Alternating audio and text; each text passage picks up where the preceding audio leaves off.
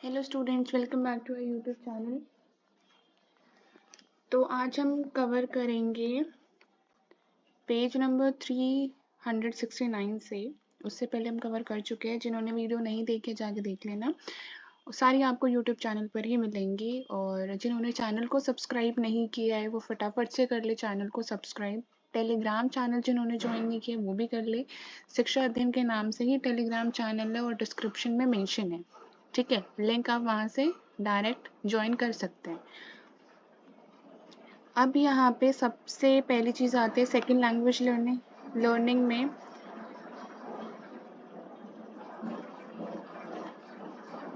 Bilingual. आपको पता है कि जो बच्चा फ्लुएंट होता है 2 लैंग्वेजेस बोलने में, ठीक है, फ्लुएंट इन 2 लैंग्वेजेस। और एक सेकंड,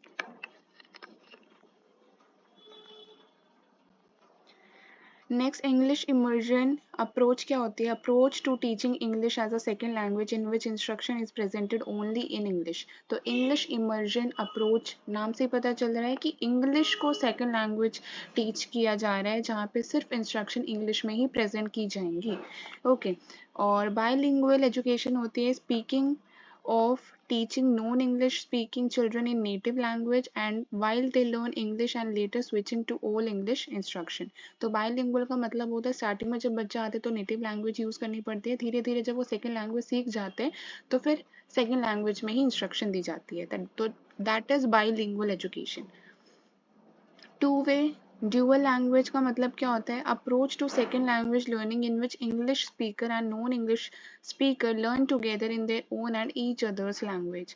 तो क्या होता है कि टू वे लैंग्वेज या ड्यूअल लैंग्वेज का मतलब होता है वो अप्रोच सेकेंड लैंग्वेज एजुकेशन में, वो अप्रोच जिसमें जो इंग्लिश स्पीकर्स और जो नॉन इंग्लिश स्पीकर्स है वो एक दूसरे की लैंग्वेजेस को लर्न करते सीखते हैं।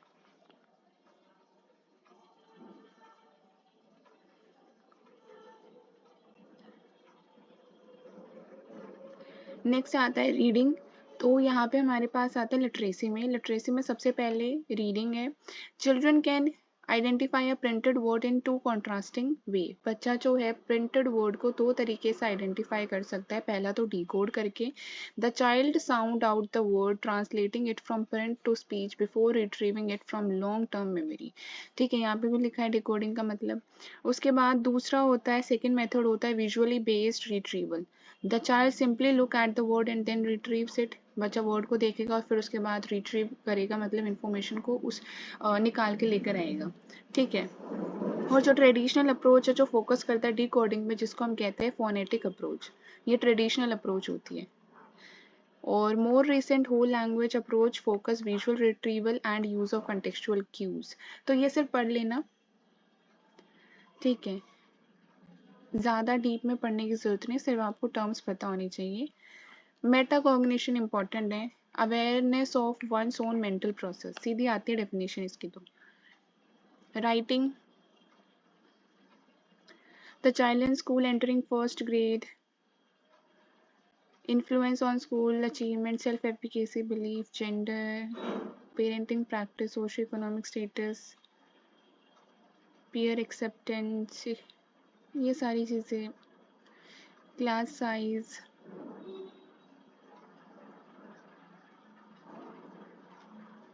Computer and internet use.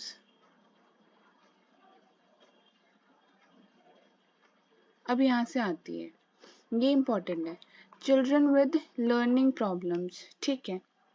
Children with learning problem में आप सभी को पता है सबसे पहले आती है हमारी इंटेलेक्चुअल डिसेबिलिटी। तो इंटेलेक्चुअल डिसेबिलिटी क्या होती है? Significantly subnormal cognitive functioning also refer to as cognitive disability और मेंटल रिटार्डेशन। तो इंटेलेक्चुअल डिसेबिलिटी का मतलब ही होता है जब बच्चे की जो कॉग्निटिव फंक्शन है वो अच्छे से नहीं हो पा रही है, नॉर्मल तरीके से नहीं हो पा रही है। तो इसी का ही दूसरा नाम है कॉग्निटिव डिसेबिलिटी और इसी को ही हम बोलते हैं मेंटल रिटार्डेशन। आपको ये सारी टर्म मिलेंगी, इंटेलेक्चुअल डिसेबिलिटी भी और कॉग्निटिव डिसेबिलिटी भी पूछी जा सकती है या मेंटल रिटार्डेशन। तो तीनों का मतलब एक ही है, जब कॉग्निटिव फंक्शनिंग जो है वो नॉर्मल तरीके से नहीं हो पाती है। It is indicated by an IQ of 70 और लेस, ठीक है, जब जिसमें IQ 70 और उससे कम होता है तो उसमें इंटेलेक्चुअल डिसेबिलिटी होती है।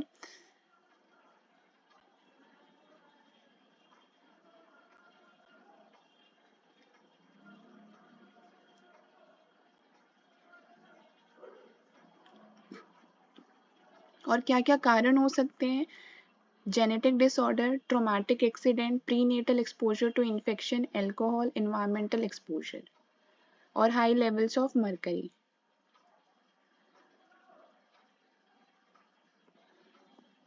अब लर्निंग डिसऑर्डर की बात करें तो वेरी इंपॉर्टेंट, इससे क्वेश्चन पूछा ही पूछा जाता है। Two most commonly diagnosed conditioning, दो मोस्ट कॉमनली जो कंडीशनिंग जो डायग्नोज की जाते हैं, एक होती है बिहेवियरल और दूसरा होता है learning problem. In school age children are learning disability and attention deficit hyper activity disorder. ADHD की फुल फॉर्म याद कर लो, attention deficit hyper activity disorder.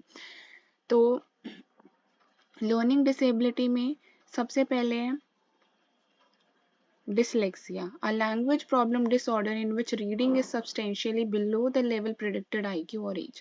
तो dyslexia में क्या होती है, IQ या एज से कम जब बच्चा रीडिंग अच्छे से नहीं कर पाता है तो that is dyslexia, problem in reading. Other famous person reportedly having dyslexia, बहुत सारे ऐसे फेमस पर्सन हैं जिनको dyslexia, जैसे टॉम क्रूज, वूफी गोल्डबर्ग। ठीक है, next, dyslexia is most commonly diagnosed of a large number of learning disability। सबसे ज़्यादा जो learning disability बच्चों में पाई गई है वो है dyslexia। Dyslexia developmental disorder है in which reading achievement is substantially lower than predicted by IQ और age। इसमें जो reading achievement है वो बहुत ही कम पाई जाती है, जितना जो IQ होता है उससे भी कम predict की जाती है।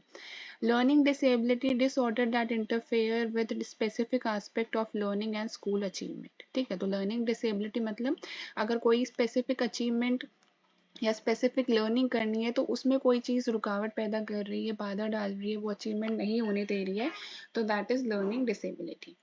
ठीक है, तो इंटरफेयर करती है वो आपकी स्पेसिफिक एस्पेक्ट ऑफ लर्निंग और स्कूल अचीवमेंट में।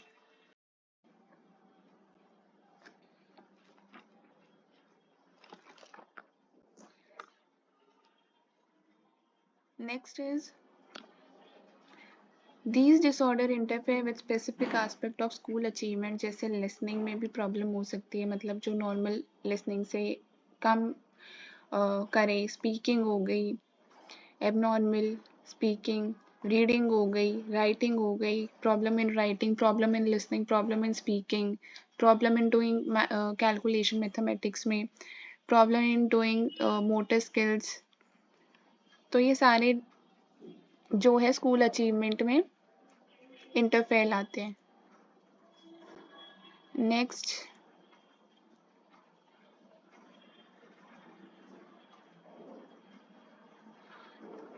Attention deficit hyper activity disorder, ये जो होता है मोस्ट कॉमन डिसऑर्डर पाया जाता है चाइल्डहुड स्टेज में। It is chronic condition usually marked by persistent inattention, distractibility, impulsivity, low tolerance for frustration, and a great deal of hyperactivity at the wrong time and in the wrong place such as the classroom। अब आपने बहुत सारे बच्चों में देखा होगा कि वो फोकस उनका बहुत जल्दी हट जाता है चीज़ों से, डिस्ट्रैक्ट हो जाते हैं, इम्पल्सिविटी ज़्यादा होती है, टॉलरेंस कम होती है।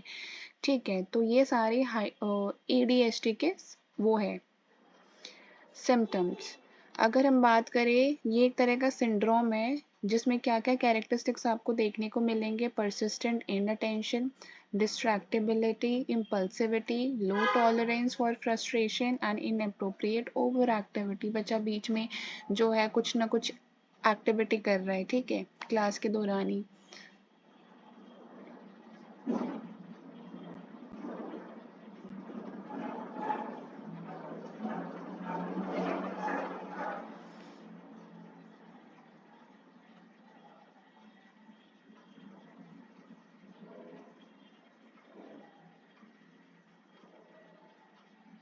गिफ्टेड चिल्ड्रन,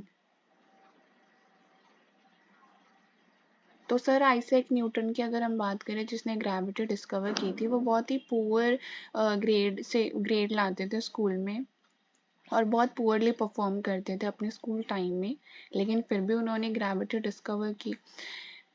अब ऐसे जैसे थॉमस एडिसन हो गए, जिसको स्टूपिड बोला जाता था, he was too stupid to learn, उन्होंने लाइट बल्ब को इन्वेंट किया।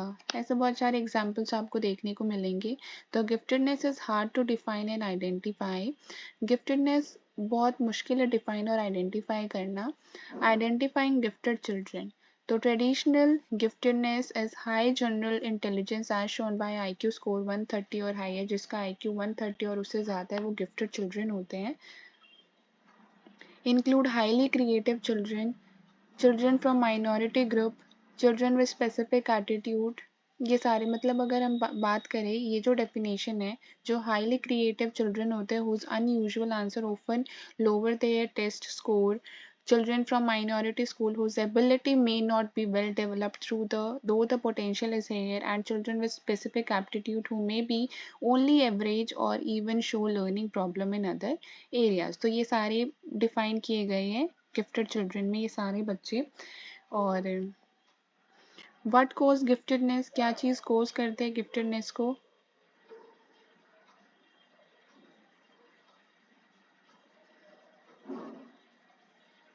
कन्वर्जेंट थिंकिंग आप सभी ने पता है कि जो सिर्फ एक राइट आंसर ढूंढे प्रॉब्लम का।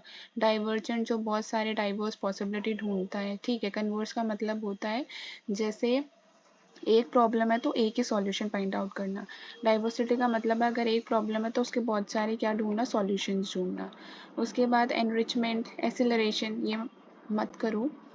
और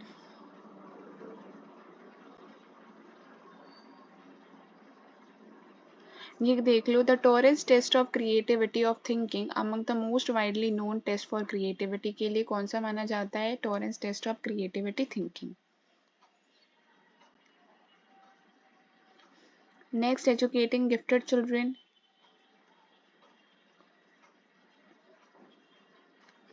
ये चैप्टर आपका फिनिश हो गया, ठीक है।